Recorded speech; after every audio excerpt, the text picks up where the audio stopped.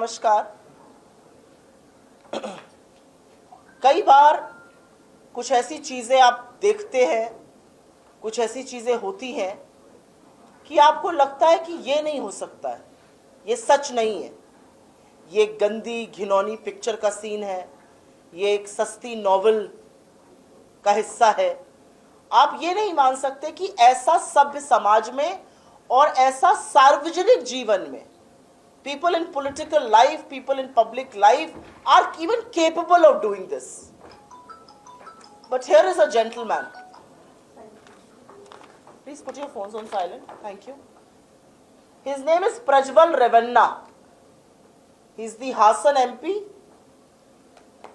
ये पूर्व प्रधानमंत्री देवेगौड़ा जी के पौत्र है, ग्रैंडसन है, और ये हासन से नरेंद्र मोदी की भारतीय जनता पार्टी और उनके घटक दल जेडीएस के संयुक्त उम्मीदवार भी हैं। 26 तारीख को चुनाव यहां हो चुका है। किसी को नहीं पता कि इन्होंने अपना वोट डाला है या नहीं डाला है, लेकिन ये आदमी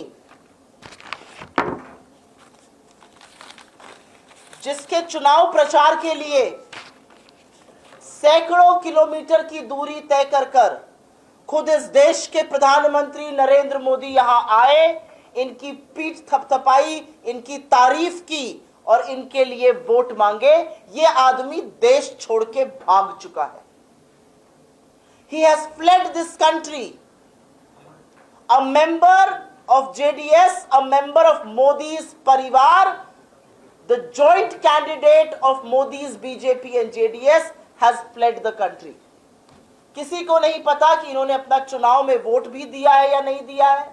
इनके मामा जी के यहाँ किसी की डेथ हो गई थी, ये वहां गए भी कि नहीं गए, लेकिन ये देश छोड़कर भाग चुके हैं। ये कौन है?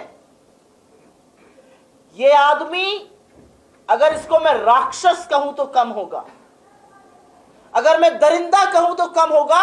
और उस दरिंदे और राक्षस की पैरवी, उस दरिंदे और राक्षस के लिए वोट मांगने का काम, उस दरिंदे और राक्षस की तारीफ, उसके साथ मंच साझा करने का काम इस देश के प्रधानमंत्री नरेंद्र मोदी 14 अप्रैल, इस महीने की 14 अप्रैल 2 हफ्ते पहले कर रहे थे।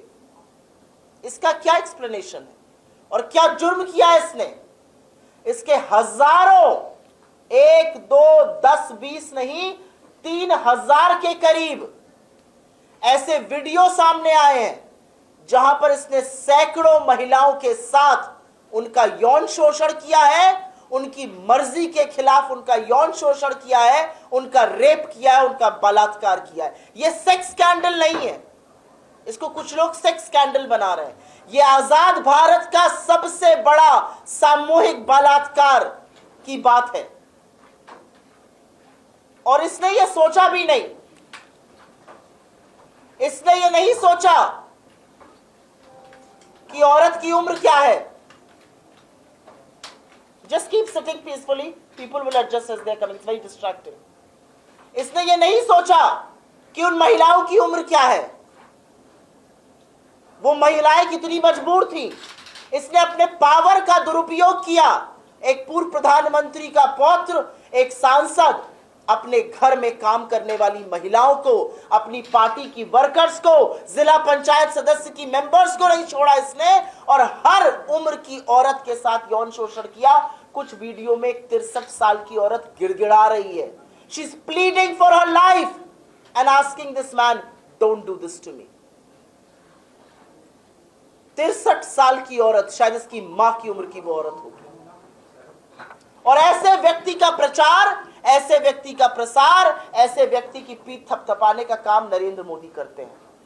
तो कोई पलट के पूछ सकता है कि हो सकता है मोदी जी को इसके बारे में ना पता हो, उनको बाद में पता चला हो। नरेंद्र मोदी जब उसका प्रचार कर रहे थे, नरेंद्र मोदी जब उसके लिए वोट मांग रहे थे, नरेंद्र मोदी जब उसकी पीठ थपथपा रहे थे, उस समय नरेंद्र मोदी को इसकी सारी काली करतूतों के बारे में पता था।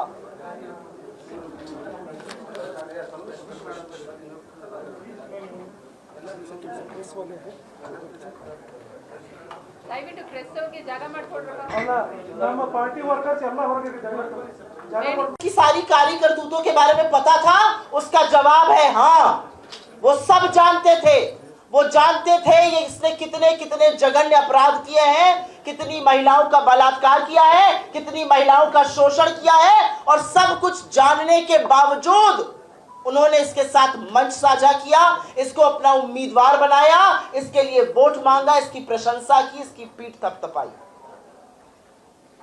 दिसंबर 2023 में बीजेपी के लीडर देवराज गौड़ा ने चिट्ठी लिखी अमित शाह को, चिट्ठी लिखी नरेंद्र मोदी को, चिट्ठी लिखी जेपी नड्डा को, चिट्ठी लिखी अपनी राज्य की इकाई को, और बोला कि इस व्यक्ति को उम्मीदवार कतई ना बनाया जाए। इस आदमी ने जघन्य अपराध किए हैं औरतों के खिलाफ। यह आदमी एक मोलेस्टर है, एक बलात्कारी है। इसके बहुत सारे वीडियोस वायरल हो रहे सकते हैं, हमारे पास इसके वीडियो हैं। ये उन्होंने दिसंबर 2023 में कहा, और उसके बावजूद भी बीजेपी के कान पर जू नहीं रेंगी। जनवरी 2024 में 3 महीने पहले उन्होंने एक प्रेस वार्ता की, और प्रेस वार्ता में उन्होंने कहा कि मैंने अपने शीर्ष नेतृत्व को सबूत भेजा है, साक्ष्य भेजा है, और उनसे कहा है कि इस आदमी को उम्मीदवार मत बनाइए। और उसके बावजूद भी इस आदमी को उम्मीदवार बनाया गया। फरवरी और मार्च के महीने में अमित शाह जो आज बिना पलक झपकाए, without batting an eyelid, the home minister of this country is lying. फरवरी और मार्च के महीने में अमित शाह जी कर्नाटका के दौरे पर थे, मैसूरू गए थे। वहां पर बीजेपी के तमाम लीडर्स ने, और हम उनके नाम, उनकी चिट्ठियां आपके साथ साझा कर देंगे। We will share the letters they wrote, we will share the names.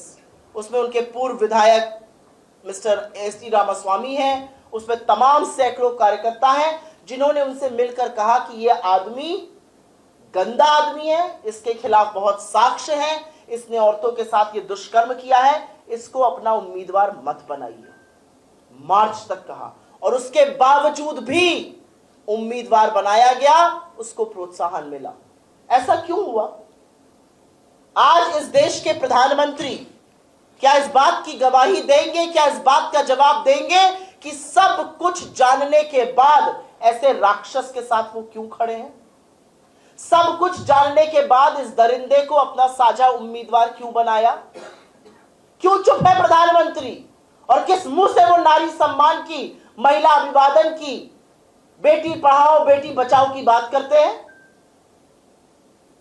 गृह मंत्री अमित शाह सुबह झूठ बोल रहे हैं कि हम नारी शक्ति का सम्मान करते हैं, इस मामले की को संज्ञान में ले रहे हैं। आपको इस मामले के बारे में दिसंबर 2023 से आपकी पार्टी के नेता ने साक्ष्यों और सबूतों और पेन ड्राइव के साथ बताया था। आपने कुछ क्यों नहीं किया? आपने क्यों इस आदमी को उम्मीदवार बनाया? यह है आपका नारी सम्मान। कहां है इस देश की महिला बाल विकास मंत्री स्मृति ईरानी? बहुत चीखती हैं, गला फाड़ फाड़ के बोलती हैं, लेकिन तब जब सिर्फ एक व्यक्ति का नाम आता है। अन्यथा महिला अपराध, महिलाओं के खिलाफ कितना दुष्कर्म हो जाए, वो अपना मुंह नहीं खोलती हैं, मौन व्रत धारण करके रखती हैं। और इस देश का महिला आयोग क्या कर रहा है? इस देश का महिला आयोग नोटिस पे नोटिस, नोटिस पे नोटिस सिर्फ और सिर्फ विपक्ष को देगा।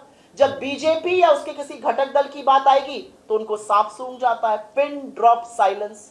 हमारी कर्नाटका की वुमेन कमीशन ने इसका संज्ञान लिया, संज्ञान लेते ही एसपी को नोटिस जारी किया। उन्होंने हमारी सरकार को बोला, हमने अगले दिन एसआईटी गठित करी, और एसआईटी गठित करने के थोड़ी देर बाद ही आदमी देश छोड़ के भाग जाता है। अमित शाह जी एक इलेक्शन रैली में बता रहे थे कि प्रियंका जी विदेश गई हैं। हाँ गई थी, उनकी लड़की 2 दिन के लिए उसका कुछ काम था, वहां पे गई थी वो 2 दिन के लिए। ये पता था कि कौन कहां जा रहा है, ये पता है कि कौन कहां विदेश जा रहा है, किससे मिलने जा रहा है, क्या है। ये आदमी देश छोड़ के भाग रहा है, ये आपको नहीं पता था? ये नहीं पता था कि ये कितना बड़ा दुष्कर्मी है? तो आज बहुत सारे सवाल हैं इस देश के सामने। आज सवाल है कि बार बार भारतीय जनता पार्टी सिर्फ और सिर्फ दागियों के साथ क्यों खड़ी होती है? बार बार भारतीय जनता पार्टी उन लोगों को क्यों संरक्षण देती है जो महिलाओं के खिलाफ अपराध करते हैं? चाहे वो हाथरस हो, चाहे वो लखीमपुर हो, चाहे वो यूपी का उन्नाव हो, कुलदीप सिंह सेंगर, जहां पर बचाने के लिए उसको पूरी पार्टी लगी रही, अंत में कोर्ट को बोलना पड़ा। चिन्मयानंद को बचाने के लिए पूरी पार्टी लगी रही, कोर्ट को बोलना पड़ा। अंकिता भंडारी के लिए सबूत मिटा दिए गए क्योंकि उसमें बीजेपी का लड़का इन्वॉल्व था उत्तराखंड की, प्रधानमंत्री चुप रहे। बिल्किस बानो के अपराधियों को, उसके दोषियों को रिहा किया गया, उनका स्वागत सत्कार, लड्डू खिलाए गए, उनको मालाएं पहनाई गई, प्रधानमंत्री चुप रहे। ब्रिजभूषण शरण सिंह के खिलाफ लड़कियों ने यौन शोषण का आरोप लगाया, और ये कोई छोटी मोटी बच्चियां नहीं है, ये इस देश की सबसे सेलिब्रेटेड, सबसे डेकोरेटेड वो एथलीट्स है जिन्होंने इस देश का मान बढ़ाया, प्रधानमंत्री चुप रहे। उनके घर से 500 मीटर की दूरी पर वो लड़कियां सड़कों पर घसीटी गई, उनको बूटों के तले रौंदा गया, लेकिन प्रधानमंत्री अपनी गोदी में ब्रिजभूषण शरण सिंह को बिठाए रहे, और आज भी उनकी हैसियत नहीं कि ब्रिजभूषण शरण सिंह का टिकट काट दे। हर बार जो महिला के खिलाफ अपराध करेगा, जो महिला को प्रताड़ित करेगा, उसको संरक्षण देने का काम नरेंद्र मोदी क्यों करते हैं? और सवाल आप हमसे पूछते हैं, हमारी सरकार है, हमारी सरकार ने एसआईटी गठित करी और हम ये लिख कर दे सकते हैं कि हम उसका प्रत्यार्पण कराएंगे, उसको एक्स्ट्राडाइट कराएंगे। We will make him face the might of law, we will make him pay for the sins he has committed to women in this state. जितनी महिलाओं के साथ उसने दुष्कर्म किया है, उसको एक एक गुनाह का बदला देना पड़ेगा, हिसाब देना पड़ेगा, ये हम करके दिखाएंगे। आपको सब कुछ पता था, आपके पार्टी के नेताओं ने आपको साक्ष्य और सबूत दिए, आप हमसे सवाल पूछ रहे हैं। I think it is the absolute brazen, the absolute moral depravity, the absolute moral decline of the BJP। ना कोई नैतिकता रह गई है, ना कोई विचार रह गया है, सिर्फ खोखले एम्प्टी स्लोगन है भारतीय जनता पार्टी के। इस बड़े स्कैंडल ने, इस बड़े रेप कांड ने, इस बड़े बलात्कार कांड ने भारत में महिलाएं कितनी सुरक्षित हैं, और यह कहानी मणिपुर से उत्तराखंड, उत्तर प्रदेश, गुजरात होते हुए कर्नाटका में, जहां पर इनके घटक दल का आदमी ये कर रहा है, इनके परिवार के हिस्से का आदमी ये कर रहा है, महिलाएं कितनी सुरक्षित हैं, यह आपने स्वतः इसका संज्ञान ले लिया। इस बात पर नरेंद्र मोदी को, उनकी सरकार को, उनके गृह मंत्री को देश के सामने आगे आकर माफी मांगनी चाहिए और बताना चाहिए कि सब कुछ जानते बूझते हुए भी उन्होंने ऐसा क्यों किया। योर क्वेश्चंस प्लीज, अगर आप पहले सुओ मोटो लेंगे तो I will be highly grateful.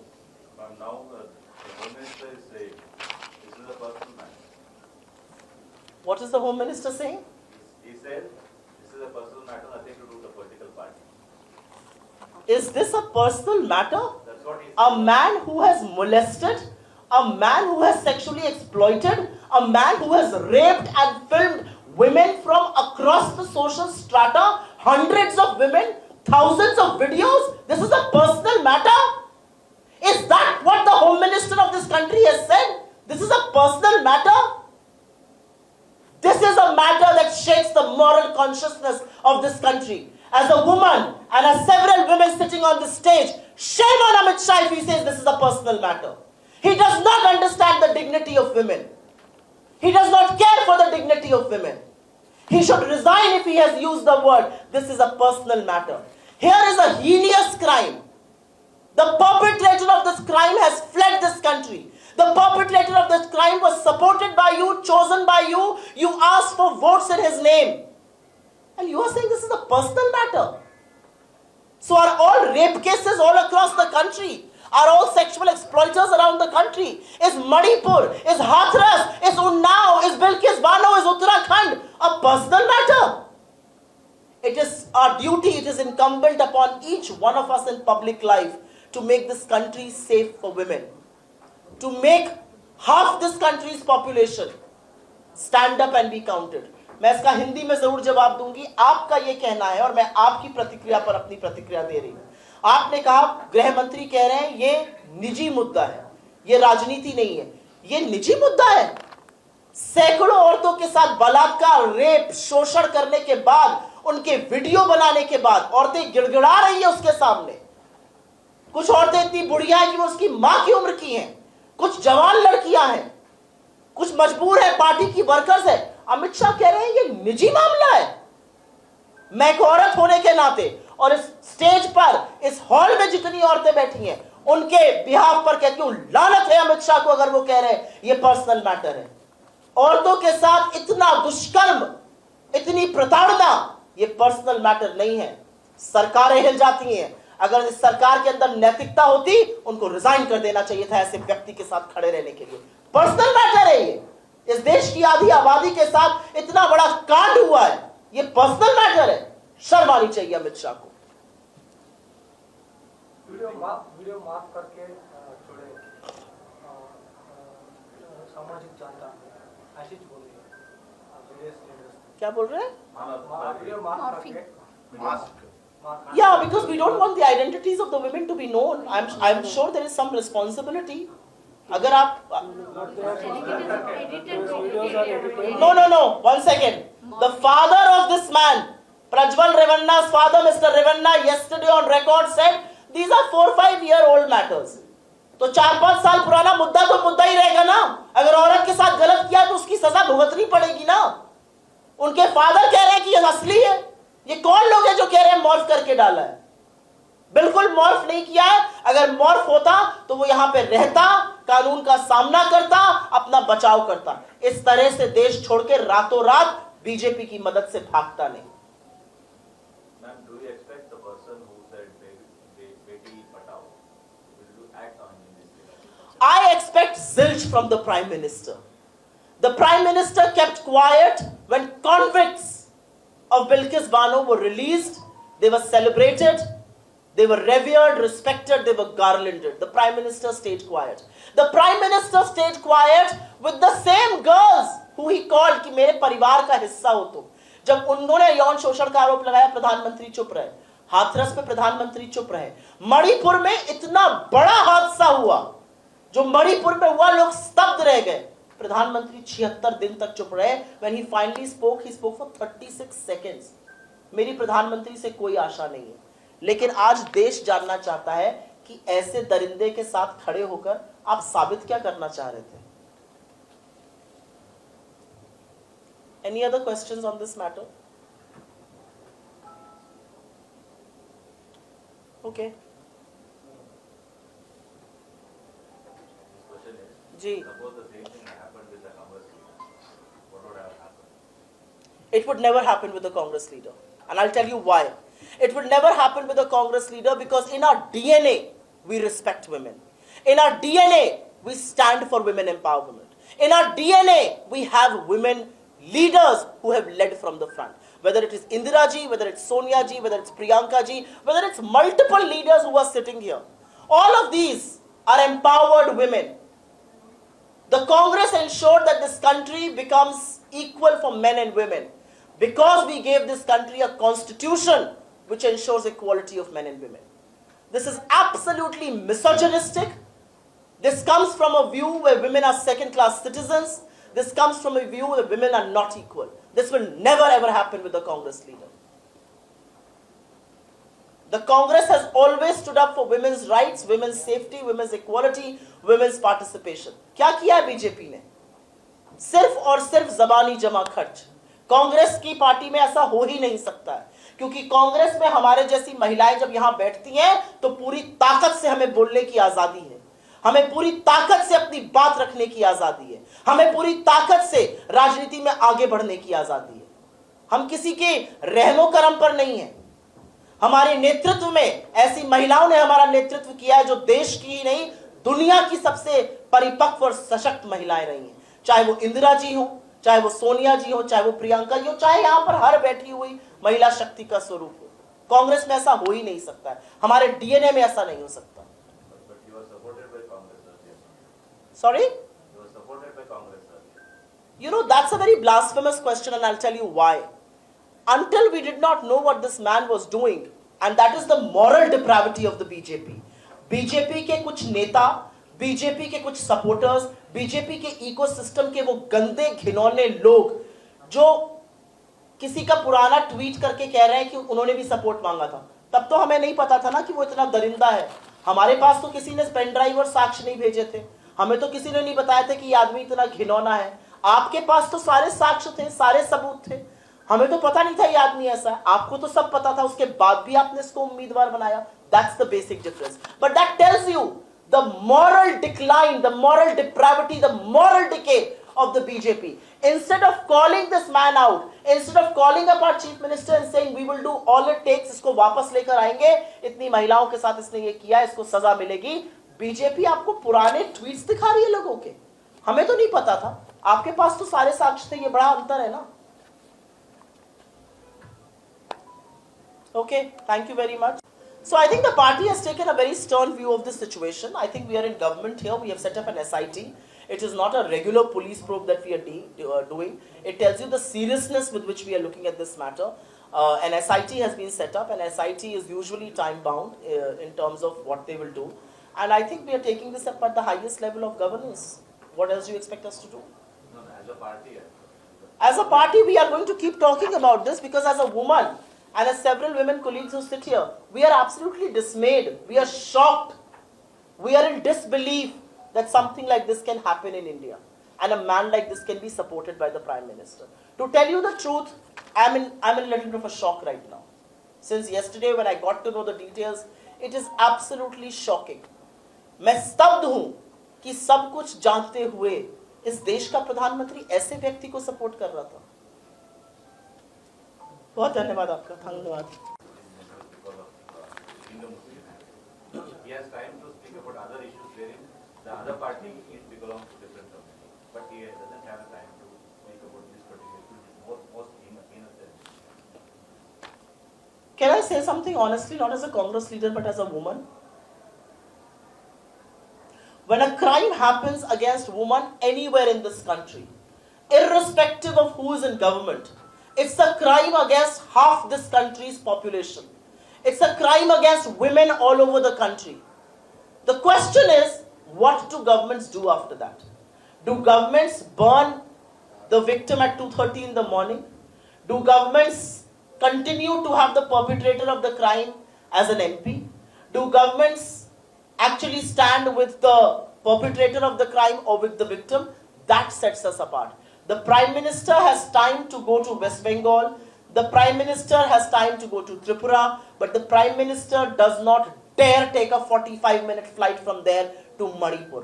Manipur that has been burning for the last 11 months. That's who the Prime Minister is. इस देश का प्रधानमंत्री कायर है, और अब इसके बाद इस देश का प्रधानमंत्री निर्लज्ज भी है. It's shamelessness, it's brazenness at its worst level. Thank you.